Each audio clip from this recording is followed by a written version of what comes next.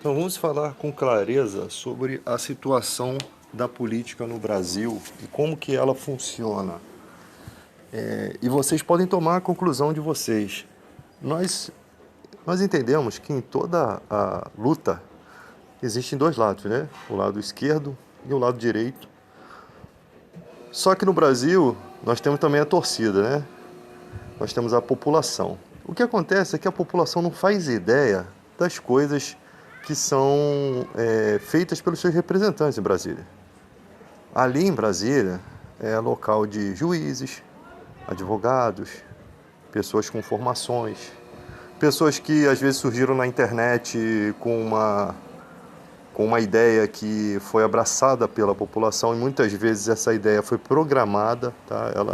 Aquela pessoa não chegou por mérito próprio ali, foi feito todo um aparato jurídico, um aparato de propagandas, para sempre dar ênfase àquela pessoa. São pessoas que não entendem de economia, mas vão no debate sobre economia, e ali o cara que vai debater com ele vai, tipo, perguntar coisas que ele já estudou para que haja uma notoriedade e as pessoas pensam assim, esse cara entende de economia, tá? Mas quem é economista, quem está nessa área há muito tempo, quem já foi ministro, sabe que aquilo ali não passa de uma figuração, entende? Não passa de um figurante. Então, a política no Brasil ela é assim, você tem a população, que são como é que eu posso dizer, as engrenagens do país, que poderiam tomar força, né?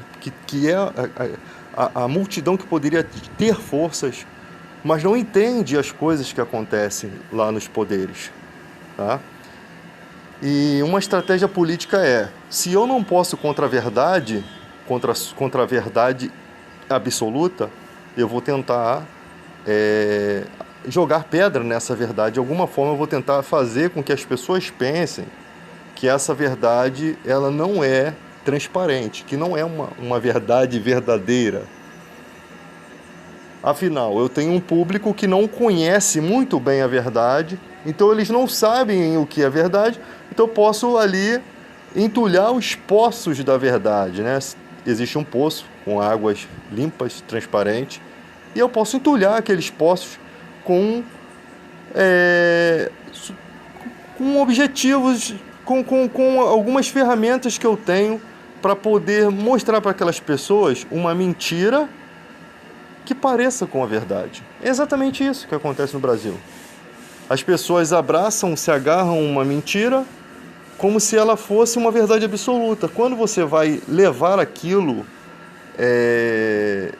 perante a luz, né? Como a Bíblia, né? Você tem um esclarecimento de algo aqui que você acha que tem algum valor espiritual, e a Bíblia é a luz. Então você reflete a luz da Bíblia sobre aquela informação e você vê que aquela informação é falsa. É assim que funciona a Bíblia, tá? O livro sagrado. Então é isso que nos livra dos laços espirituais, ou seja, ideias malignas que poderiam entrar, heresias, e as pessoas poderiam viver daquelas heresias e trazer algum prejuízo espiritual para a vida delas. É exatamente o que acontece. A verdade, o que acontece no Brasil é que a verdade absoluta ela não é respeitada nem dentro das esferas jurídicas. E os advogados sabem muito bem disso e ficam quicando de raiva. Por quê? Porque passam coisas que é óbvio que aquilo estava errado, mas aquela pessoa continua seguindo como se ela estivesse limpíssima. E os advogados não aceitam isso. Por quê? Porque ali existem interesses por trás daquilo, ou existe falta de interesse de julgar aquelas questões, de se indispor com aquelas questões. Então a verdade no Brasil ela não é legal. Outra questão, num país transparente, num país onde se apoia a moral e bons costumes, eu duvido que existiriam, que as pessoas iriam querer o direito de proclamar uma fake news. Eu duvido. Por que uma fake news... é direito de expressão, não. Foi por conta de uma fake news que o irmão do Oscar Schmidt, aquele rapaz lá que fazia o Fantasma, lá fazia as aberturas aí da Globo, foi caluniado por um cara de uma revista e as pessoas passaram a vida toda achando que ele tinha um caso com o jogador Raí. E por que o cara faz isso? Ele leva um processo? Leva, mas o processo é tão insignificante que vale a pena para eles, né, fazer uma coisa dessa suja e ganhar um bom dinheiro e depois nunca mais aparecer, ou de repente até aparece de forma disfarçada que a população esquece, de repente está até atuante aí em outros jornais, outras revistas. E é muito mais vantajoso vender muitos jornais, muitas revistas com aquelas informações, né, de Ibope, de tudo, do que falar a verdade, do que mostrar o certo. Então, num país correto, nunca que alguém ia brigar pelo direito de falar uma fake news. Uma fake news é um veneno, né, que você lança sobre uma situação e você faz daquela situação uma verdade. Como a cloroquina foi uma fake news. A cloroquina já foi comprovado que não tem eficácia alguma, mas ainda sustenta a ideia. Sabe por quê? Porque morrer com uma mentira, sabendo que aquilo é mentira, tem idiota que acredita, mas morrer com uma mentira é muito importante para essas pessoas, porque elas podem alegar que era aquilo que ela acreditava e ela tem o direito constitucional de acreditar no que quiserem, sabe? Mesmo sabendo que é uma mentira. Por trás poderia existir algum interesse comercial, né? Como os médicos fazem, vou receitar esse medicamento aqui, quando aquela receita chega na farmácia, aquele carimbo do médico, eu acredito que seja assim, através daquele CRM ali, aquela pessoa ganha uma gratificação. Eu acredito que a treta seja dessa forma, tá? Senão não indicaria o medicamento, pelo menos o medicamento é bom, mas aí entre o mais barato e o mais caro, eles receitam aquele que pague mais. Não estou dizendo que todo mundo faz isso, mas eu acredito que exista isso, tá? E tanto que tem remédios fajutos que precisam de receita. Remédios fajutos, do nada, que nunca precisou de receita, do nada eles querem que apresente receita. Então, gente, é uma briga muito grande. Então, o Brasil se resume na seguinte questão. Um dia, a esquerda tomou o poder no Brasil. Nós vemos na história do Brasil que a esquerda toda vez tomou golpe. João Goulart tomou golpe, fazendo coisas boas pelo país, mas era apresentado como comunista, né? Todo mundo que tenta fazer alguma coisa para o Brasil, eles têm que entulhar esses postos, eles têm que apresentar uma razão. E dizer que aquela pessoa é alguma coisa que vai fazer mal para o Brasil, quando na verdade eles que fazem o mal para o Brasil, tá? Então, nós vemos assim, as pessoas falam assim, o PT estragou o país. Gente, se você vê a política, o cenário político como sempre foi, os maiores na política são os grandes partidos, principalmente aqueles da época da ditadura, o MDB, né? MDB que é o PMDB, PSDB. Os maiores partidos são de direita ou centro, que também faz mais coligação com a direita do que com a esquerda. Então um dia a esquerda chegou e conseguiu tomar o poder. E o que a direita, o erro da esquerda foi qual foi o erro da esquerda em estar no poder? Eles anistiaram os políticos. Eles não foram atrás de liquidar os adversários, ou seja, liberar a Polícia Federal, fortalecer, estruturar ela de uma forma que ela viesse botar no chão toda a corrupção. Eles não fizeram isso porque na esquerda também haviam corruptos, eles iam dar um tiro no próprio pé. Então, se fosse liberado mesmo uma lava-jato verdadeira, ela não ia ser partidária, ela não ia pegar só um lado, ela ia pegar tudo quanto é corrupção. Da antiga, ia pegar esses patronais todos aí, esses patrões aí, esses coronéis que estão na política de pai para filho, para neto. Se você for pegar, tem a família do cara até uma sexta geração ali dentro da política. Então, aquele aí é o clube da Luluzinha, cara. É horrível, é só gente deles. Eles tomaram conta, como urubu na carniça, eles tomaram conta do Brasil. Então não podemos culpar, foi o PT, não, porque na hora de votar projetos, os maiores partidos não são de esquerda. Você pode ver. Então um dia a esquerda tomou o poder. Então a direita tem que tomar posições contra essa esquerda. E do nada surge um presidente da República que vem lá dos deputados, o cara que está 30 anos sem fazer nada, votou contra a PEC das domésticas. Do nada esse cara que já foi fortalecido lá atrás pelo Exército, porque ele era para ter sido expulso, até porque o laudo da Polícia Federal, que é o único que pode dar o laudo ali, autenticou que o desenho da bomba era do Guandu, ele era para ser expulso. Tem áudios mostrando as falcatruas dele, né? E não, ele é apadrinhado, como ele sempre foi. Era chamado de um nome que eu não vou falar aqui, porque senão o YouTube vai me bloquear. Mas ele andava sempre com os grandões, ou seja, ele já era um cara que... Ele era como o Lula, ele era um sindicalista. O Lula era sindicalista do operário, o Bolsonaro era sindicalista dos coronéis. Porque um cara que tem uma posição como a dele, lutar por aumento, quem é que tem interesse nesses aumentos? Os coronéis. Os coronéis. Porque o cara que está naquela categoria dele já está ganhando um bom salário. Ele não vai arriscar a sua patente para poder ter um recurso mínimo. Que, na verdade, quem tem os recursos maiores são os patente alta. Então ele é um sindicalista militar.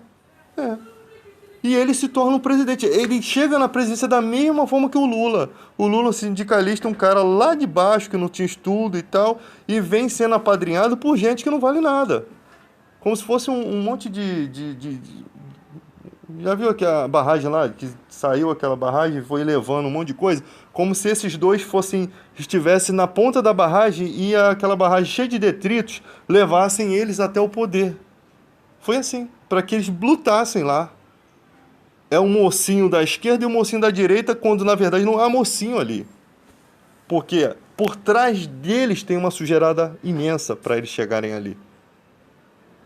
E aí, quando a direita chega no poder, o que eles vão fazer? Eles vão fazer o que o Lula não fez. Ele vai subjugar a esquerda e jogá-la no chão e pisoteá-la para que ela nunca mais se levante. É como se você tivesse 2 copos de água suja lutando entre si.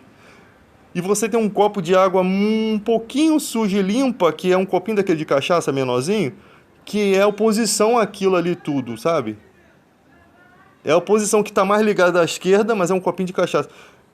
E você tem ali um copo das mesmas, não tão na mesma proporção, eu creio que o copo da direita seja maior, né? Por conta da quantidade de partidos de direita que tem. E essas oposições, na verdade, é uma tomada de poder. Por isso que eu falo, o Bolsonaro ele foi um mal necessário.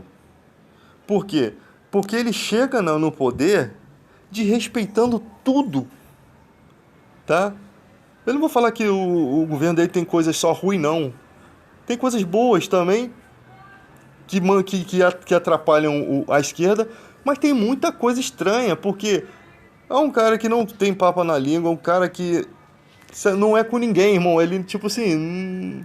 Ele não tem afeição a ninguém. Ele chega demonstrando uma falta de vontade enorme com o pobre, com a situação do país. A única vontade dele é estabelecer o quê? As questões relativas àqueles patronais que o abençoaram para ele chegar ali. Chegam com os discursos muito ridículos de...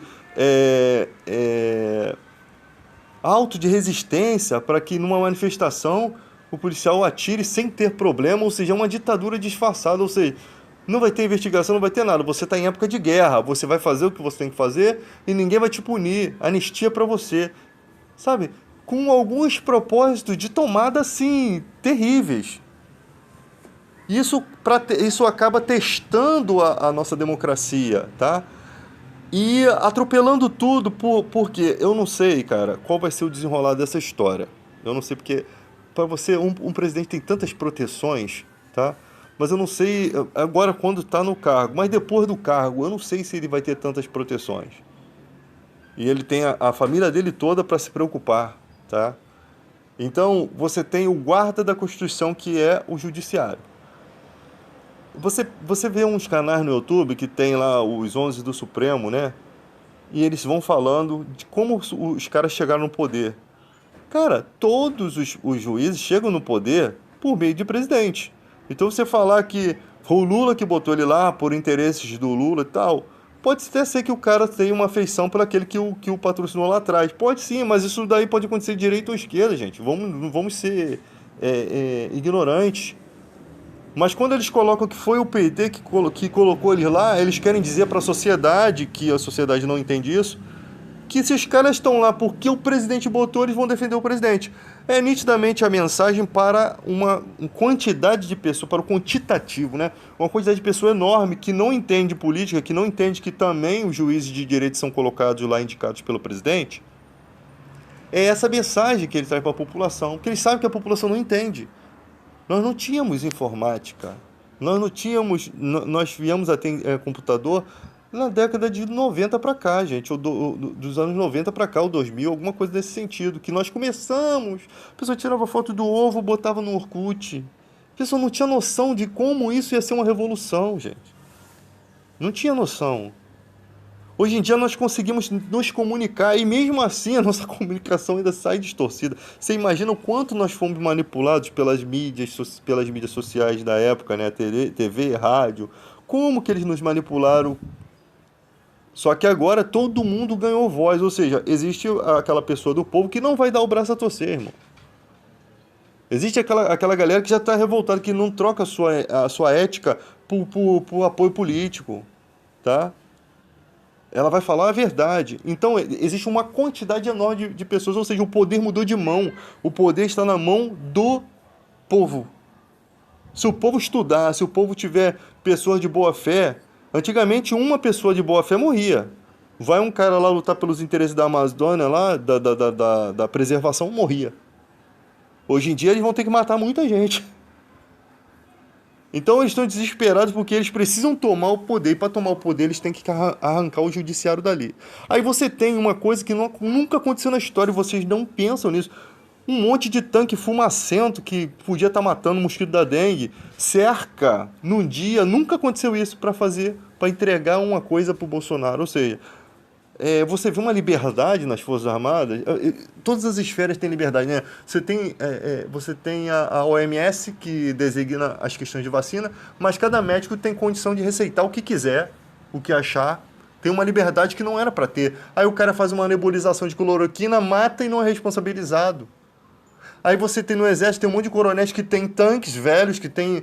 eu conheci um cara onde eu trabalho, o cara tinha um avião no estacionamento do prédio, um avião desses pequenos, assim, de pequeno porte, ficava a asa dobrada igual uma prancha. O cara tinha um avião, irmão. Eu não sei, eu não consigo voar naquilo. Pra mim, avião é como se helicóptero, essas coisas, parece drone, parece que tá dentro de um drone. Eu não quero andar de helicóptero, de avião, eu não vou botar minha vida em risco. Ah, mas é o mais seguro, mas vai que cai aquela porcaria, eu não entro naquilo. Então, você tem uma liberdade, os coronéis têm carros das Forças Armadas, eles têm tanques, têm direito a conseguir, ele não deve satisfação, às vezes, para um comandante máximo, um ministro da guerra.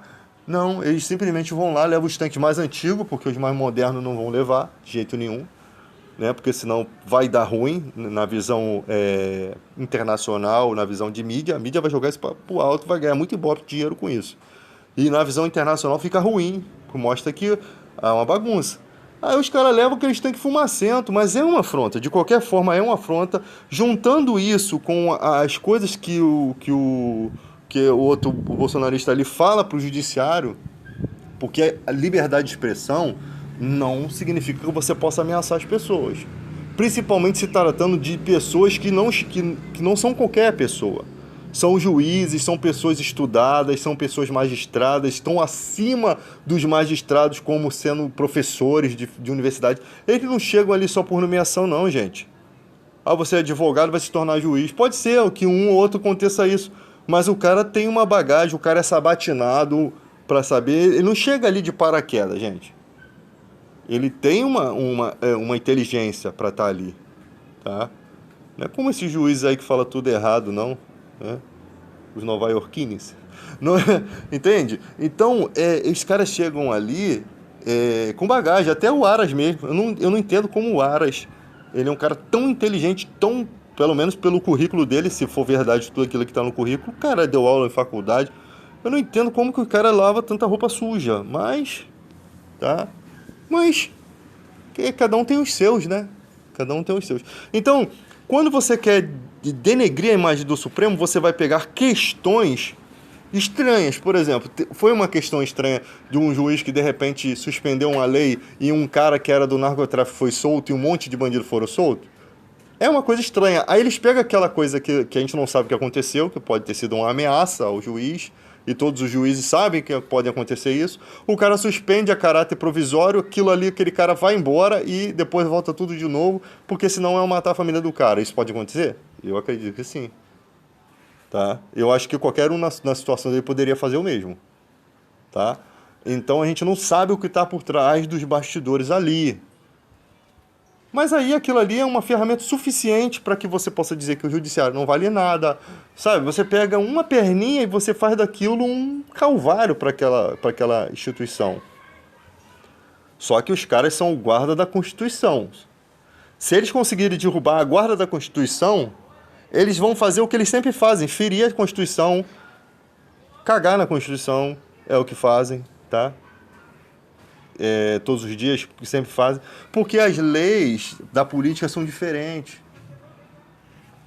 Você tem três poderes que divergem em muitas coisas, que se auto-julgam. Porque as pessoas falam assim, primeiro foram para os privilégios do judiciário. Não, que ali tem auxílio paletó de 50 mil, que não sei o que lá. Agora, quem está falando isso? Políticos que têm os mesmos benefícios, ou seja, eles não abrem mão dos benefícios deles para falar dos benefícios dos outros. Simplesmente eles só falam do outro, tendo um telhado de vidro enorme. E a população, cara, não entende. Eles fazem toda essa parafernália porque a população não entende. E nós não temos força porque eles são representantes nossos lá. Como mudar isso? Cara, é muito difícil. Então, o Bolsonaro foi um mal necessário, voltando à questão, por quê? Porque ele mostra toda a ridicularidade da política. Ele é a expressão exata da sujeira, da representação do mal, do ódio, de tudo quanto é ruim, e ainda usando a religião como força. Como muitos políticos sempre fizeram, nós somos uma família de princípios cristãos. Falar isso não significa nada. E nós temos uma população eleitoreira cristã que acredita no conto da carochinha. Gente, a gente veio de uma época em que o político comia um pastel na feira e ele era visto como humilde. Acho que o Suassuna, Ariano Suassuna, está se revirando no túmulo, porque se ele tivesse aqui, ele ia falar essa questão. A gente é de uma época que acreditava na humildade desses políticos, porque o cara comia um pastel de feira. Quando a câmera saía, ele ficava vomitando lá atrás, o fígado, né, um heparema para ele era pouco, tem que ser de litrão. Porque ele passava mal. É um rico que só come caviar, vai comer um pastel de feira, a próxima oração deles é em mãos, ele vai entregar Jesus Cristo em mãos, se não for pro capeta, né? Mas a próxima oração deles é em mão. Então, nós vivemos num país... Vamos falar sobre uma questão, como eu falei. Por exemplo, desemprego. Desemprego. Se você fizer uma fiscalização, você vai ver vigilante anotando o carro, onde poderia ter um porteiro ali. Motorista de ônibus dando troco, onde poderia ter um trocador. Porteiro tomando conta de 2 prédios, 2 recepções, onde deveria ter mais um porteiro um porteiro do outro dia e mais 2 da noite. 3 empregos a mais. Então, às vezes, se você fizer uma fiscalização nisso, você vai enxugar o quê? Você vai mostrar que não tem tanto desempregado assim. Não tem a fiscalização para colocar esses empregados no seu devido lugar. E o que tem é a esperteza do patrão que quer enxugar as continhas dele, sobrecarregando um outro funcionário. Essa é a realidade do Brasil, irmão. Eu quero ver alguém dizer que eu estou mentindo nessa questão. Então, eu acredito que a esquerda tomando poder agora, eles vão caçar as bruxas. E nunca mais o presidente de direita se levanta. Então, possivelmente, eles vão tentar alguma coisa muito grave, só que eles já não conseguiram. O plano do Bolsonaro e da questão com ele foi por água abaixo. O Bolsonaro perdeu a força, ele não tem mais toda aquela população que seguia ele, tá? As pessoas falam assim, o Ciro, meu eleitor é Ciro Gomes. Não, o Ciro Gomes fugiu. Não, o Ciro Gomes fugiu, não. Ele não tinha como concorrer. Se você juntasse os votos de todos os partidos da época, não ganhava o Bolsonaro. Ele foi eleito democraticamente. Nós vamos respeitar o mandato dele até o final, só não vamos concordar. Mas ele vai ser respeitado. Não vai fazer igual o João Goulart, não, que eles pegaram na força e tomaram o poder, não. Porque não havia motivo para depor o João Goulart. Os militares tomaram o poder, primeiramente ficou tudo mil maravilha, depois não conseguiram governar, porque eles não têm experiência nisso. entregaram o país na pior, né? Com não sei quantos de inflação. Isso é história. Não a história que eles contam para os militares, mas a história real, né? Que é diferente da que eles contam para os militares. Nós temos um monte de militares apoiando o Bolsonaro, tá? E geralmente pessoa que trabalha com questões de. Como é que um policial não vai ser bonzinho, né? Ele é o cara que tem aquela raiva de ter que dar um tabefe, aquele cara que está numa situação diferente, que troca tiro, que vê a realidade. Se você vem com uma palavra motivando aquela situação ali, você ganha eles para você. E o restante já não interessa, sabe? Na mente do cara o que interessa é o quê? Que alguma vez ele falou alguma coisa lógica da minha profissão, então ele tá com a gente. Só na mente deles que o Bolsonaro tá com eles. O Bolsonaro não tá com ninguém. Eu acho que ele não tá nem com ele mesmo. Com Deus eu sei que ele não tá. O cara que faz um discurso de que um pastor, irmão, não sei se é pastor aquilo, que faz um discurso dizendo que Jesus mandou os apóstolos comprar arma. Compra uma espada. Aí o Bolsonaro fala, não, que se tivesse revólver na época, ele mandava comprar. Cara, o cumprimento de uma profecia para que ele fosse contado com os transgressores. E mesmo assim, quando Pedro arrancou a orelha do Malcolm, Jesus foi lá e colou de novo. Se fosse para usar as armas, e Jesus alertou antes deles não usar aquelas armas. Eles foram doutrinados por Jesus ao amor. Jesus sempre falou, ó, vocês dizem olho por olho, dente por dente. E Jesus disse, não, vocês têm que perdoar. Aquele que chamar o outro, aquele que já é réu. Ou seja, Jesus já tinha ensinado a eles que eles não podiam usar das armas.